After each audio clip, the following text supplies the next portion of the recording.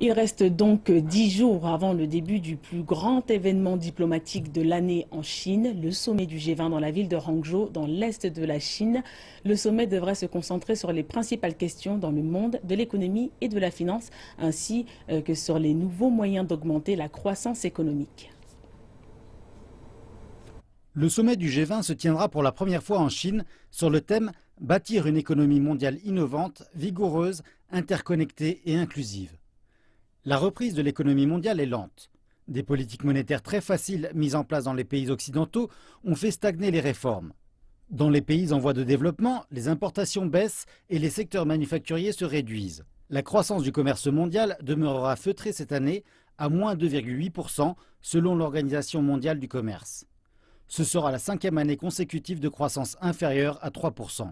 Comment mettre en place des manières plus efficaces de résister aux risques financiers et promouvoir le libre-échange seront probablement des questions qui domineront l'agenda du sommet du G20 de cette année.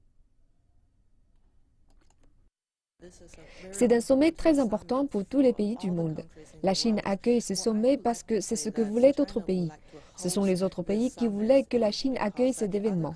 Au cours des dernières années, il y a eu plein de problèmes dans l'économie mondiale et tous les pays du monde, dont les membres du G20, sont désireux de trouver des solutions. Les autres pays savent que la Chine peut avoir un rôle dirigeant en s'occupant des problèmes économiques mondiaux.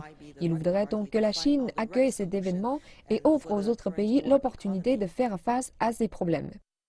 En tant que premier marché émergent, la Chine met toujours le développement en tête de son agenda.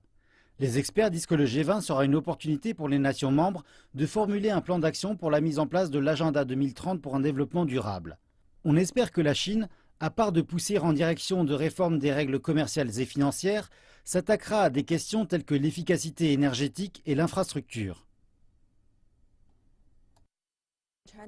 La Chine a sa propre contribution à cette plateforme. La Chine a effectué quelques réalisations très réussies, comme la Banque asiatique d'investissement dans les infrastructures, qui est un plan très ambitieux qui s'est attiré le soutien de nombreux autres pays. La Chine apporte de nouvelles idées telles que l'innovation et la finance verte. Ce que la Chine essaie de réaliser, c'est de lier l'idée de développement à la protection de l'environnement.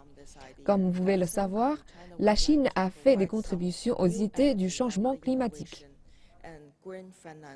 Le sommet du G20 de cette année sera une réunion entre les organisations financières traditionnelles et les économies émergentes. Des experts disent que, alors que le monde fait face à des vents économiques contraires, la Chine jouera un rôle de plus en plus important en augmentant la croissance mondiale et en améliorant la gouvernance économique.